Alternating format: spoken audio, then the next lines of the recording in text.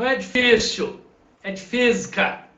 Nós estamos aí no módulo 2 da resolução da prova do Enem. A gente já tinha conversado no bloco anterior. Nesse bloco nós vamos resolver questões de cinemática, eletromagnetismo e calorimetria, né? A mecânica mais uma vez, o eletromagnetismo mais uma vez e a calorimetria aparecendo aí pela primeira vez nessa prova, nesse bloco que a gente está resolvendo, tá bem? Bom, a primeira questão que nós vamos resolver é uma questão muito simples, mas é uma questão muito matematizada, né? Então eu peço atenção, vai entrar aí uma trigonometria, esse aí são os elementos que tornou a questão um pouquinho mais complicada, vamos falar assim, se é que a gente pode dizer que ela é até simples a resolução. Então diz o seguinte, agricultura de precisão reúne técnicas agrícolas que consideram particularidades locais do solo ou lavoura, a fim de otimizar o uso de recursos.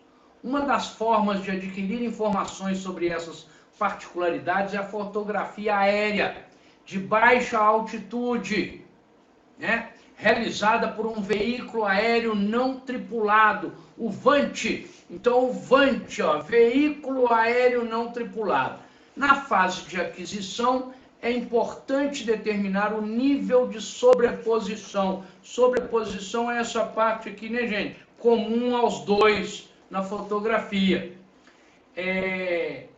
A figura ilustra como uma sequência de imagens é coletada por um VANT e como são formadas as sobreposições frontais. Então, olha bem, gente, eu tenho aqui o veículo aéreo, né? O aviãozinho, ele vai voando aqui, e aí ele vai tirar fotografias. Repare que uma parte será comum às duas, então nós temos que diminuir essa parte, porque ela pertence aos dois, né?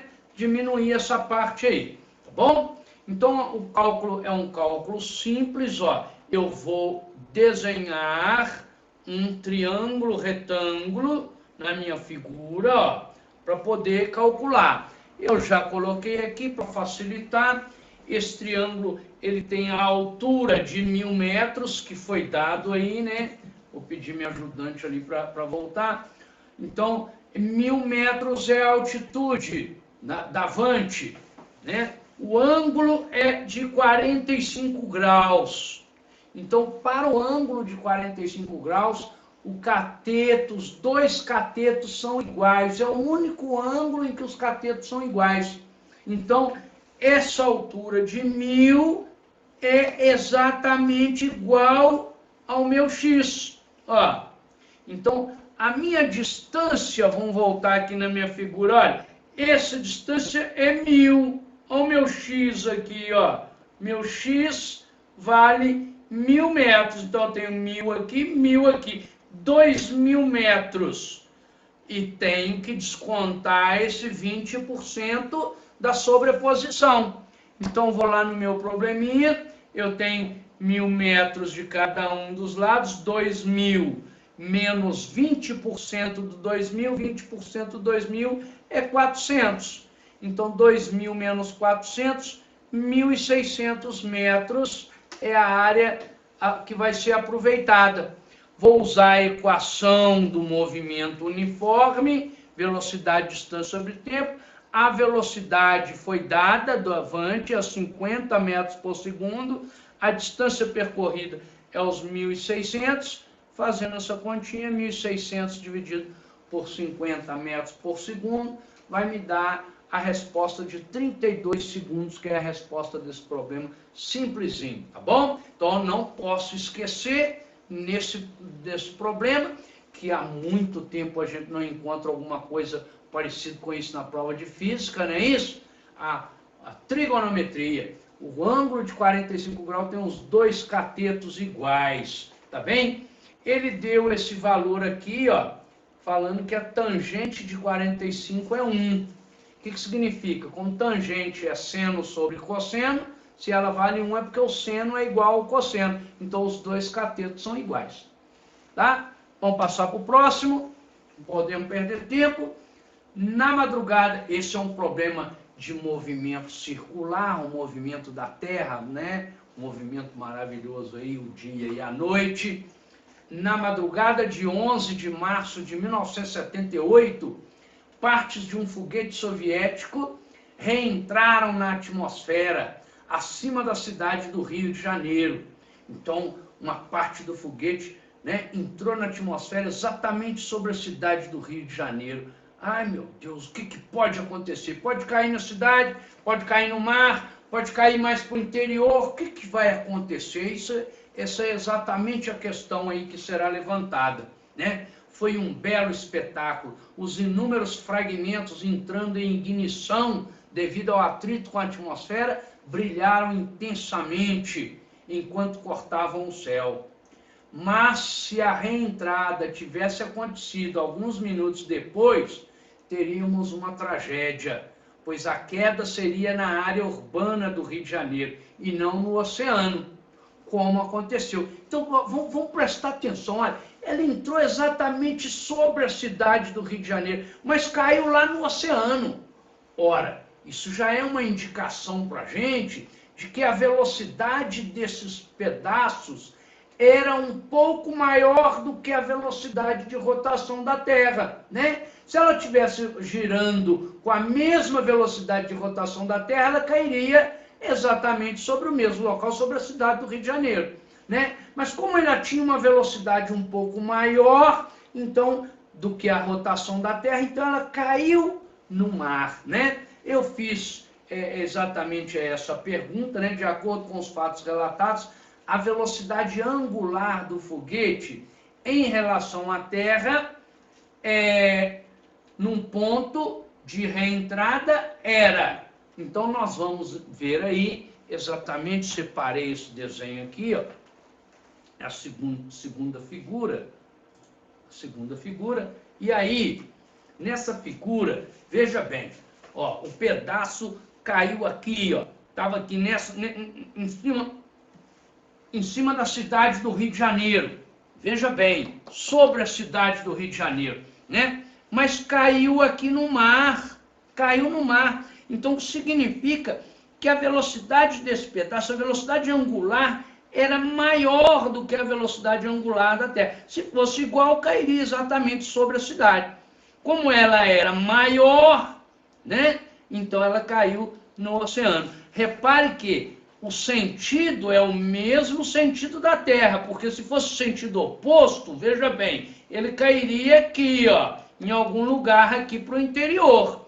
Como ele caiu no mar, é porque o sentido de rotação é o mesmo sentido da Terra e a velocidade é maior do que a velocidade da Terra. Portanto, apesar dele ter descido exatamente sobre a cidade do Rio de Janeiro, ele foi cair lá na frente no mar. Então, é a solução do nosso problema, né? A questão anterior, minha secretária está voltando aqui, a questão anterior aqui, ela tem a pergunta, diz que a velocidade é superior à da Terra e no mesmo sentido que a Terra. Por isso ela foi parar lá no Rio de Janeiro, né? Tá bem? Eu volto, insisto, que a gente possa, então, observar aqui, ó, né?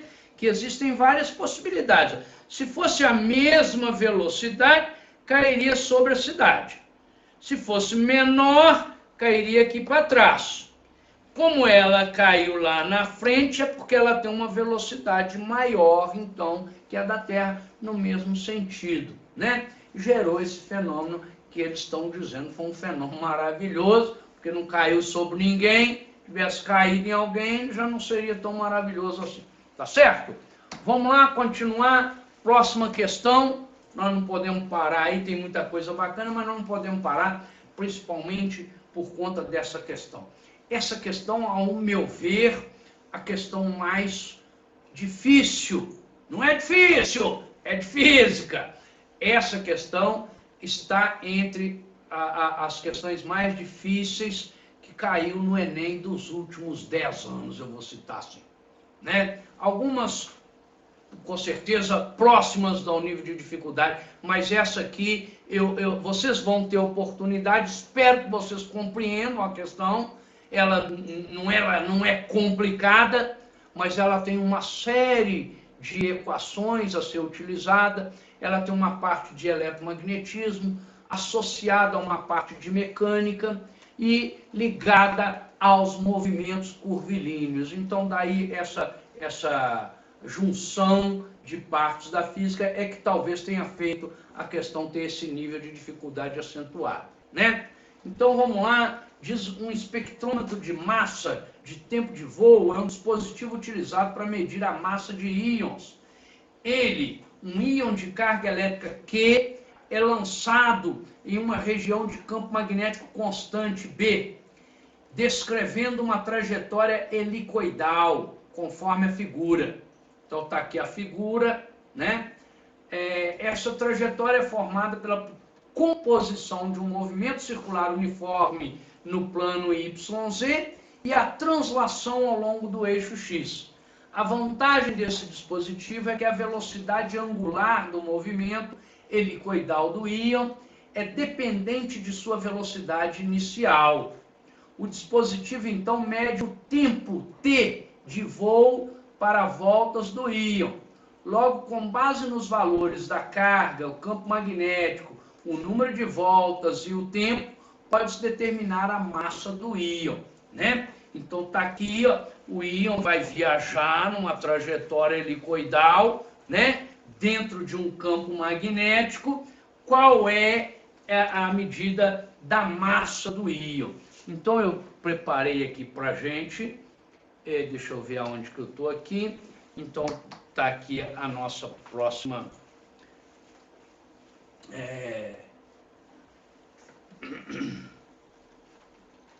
nossa próxima lâmina, vamos falar assim, né? Onde mostra primeiro a força magnética, né, gente? Força magnética QVB, seno do ângulo. Sendo que, como ângulo, eles são perpendiculares, então o valor desse seno é 1. Então, nós não precisamos estar seguindo o seno aqui na equação, porque ele vale 1, tá bom? Então, a minha força vale QVB. Força igual a QVB. QVB, né? Essa força magnética vai fazer o papel de força centrípeta, agindo sobre a carga, fazendo com que a carga fique girando em movimento circular em torno desse campo magnético, né? E seguindo a direção X, então essa composição dessa trajetória aí, tá bem? Então nós vamos usar aqui a segunda lei de Newton, né? A resultante de forças é igual a massa vezes aceleração.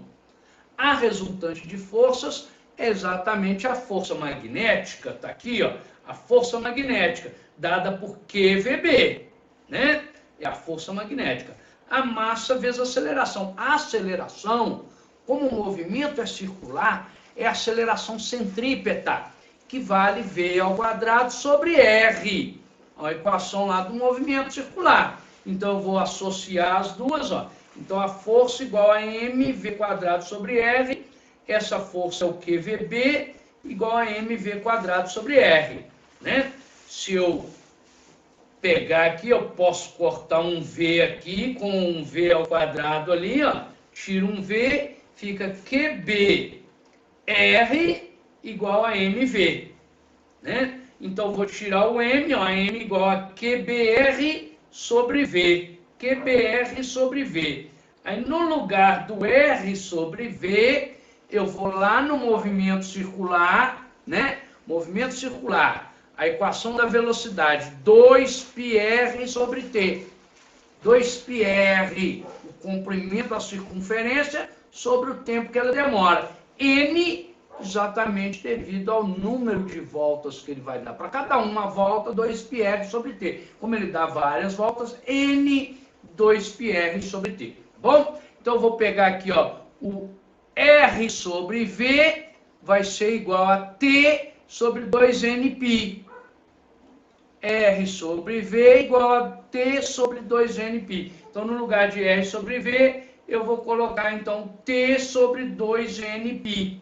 Então, eu tenho a equação da massa. Massa igual a QB vezes o R sobre V, T sobre 2Nπ. Tá bom? Nessa questão aqui, é a minha letra A, me parece, a letra A, QBT sobre 2Nπ. Tá bom? Olha, não é assim tão difícil, né?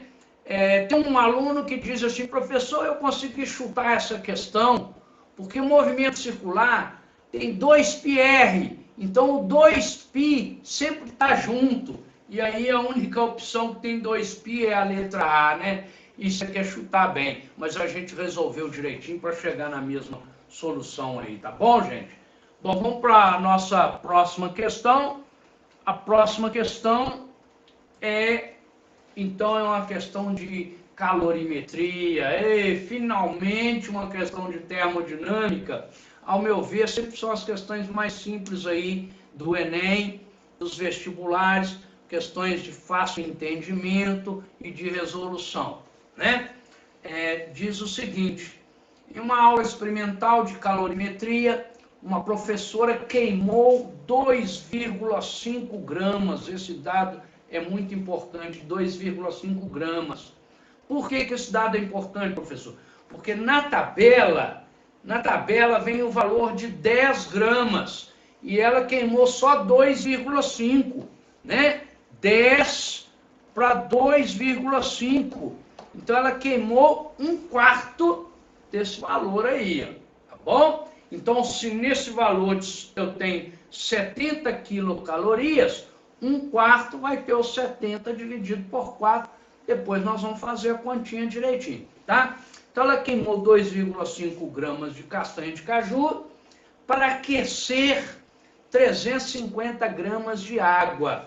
Veja que aí é uma parte separado. Eu vou aquecer a água, vou tirar a energia da castanha para aquecer a água. O aquecimento da água, calor igual a mc ΔT. A equação tradicional cai todo ano, equação muito importante da calorimetria, né? Calor igual a mc ΔT, tá descrito ali, bacana ali na frente. Então, um recipiente apropriado para diminuir as perdas de calor, mesmo diminuindo, ela concluiu que só 50% da energia disponível. Eu grifaria, porque porcentagem, tenho dito aí, tem feito os alunos errarem muito. Então, dessa energia que ela tiver disponível, apenas 50% será aproveitada, né? O calor específico da água é 1 e a temperatura inicial da água é 20. Também um valor muito importante, porque na equação a gente calcula o ΔT, Q igual a mc ΔT. Eu tenho o ΔT com a temperatura inicial mais o ΔT, é que eu vou chegar na temperatura final desejada. Está perguntando qual foi a temperatura da água em graus Celsius medida ao final do experimento, tá bom? Então, além de fazer a conta, depois eu tenho que somar esse meu ΔT a essa temperatura inicial que eu tinha no problema. Eu vou passar, então, para a resolução. A resolução, então, a fórmula Q igual a mc ΔT, eu quero saber quanto de calor que ele está gastando. Então, o calor é 70 mil calorias, que é o 70 quilocal, dividido por 4, porque o 70 mil foi para 10 gramas. Ela queimou só 2,5. Então, ela queimou 17.500 cal. Mas como houve um aproveitamento de apenas 50%, então só a metade diz que foi aproveitado 8.750 calorias. Então, substituir 8.750 calorias, a massa 350 gramas, 1 do calor específico, e eu vou encontrar o meu ΔT, que deu exatamente 25 graus Celsius. Muito cuidado, muita atenção, 25 tem como resposta lá nas opções, e não é a resposta desse problema. 25 é quanto variou a temperatura. Então, eu vou somar esse 25 ao valor inicial que eu tinha de 20 para chegar na temperatura final, de 45 graus, tá bom? Toda atenção é pouco, não adianta chegar lá no finalzinho e fazer errado. Vamos para a nossa última questão aí. Ah, brincadeirinha, essa foi a última questão. Eu espero que vocês tenham entendido, espero que vocês tenham gostado. Dá um like aí, um abraço no coração de vocês. Fiquem com Deus, tá?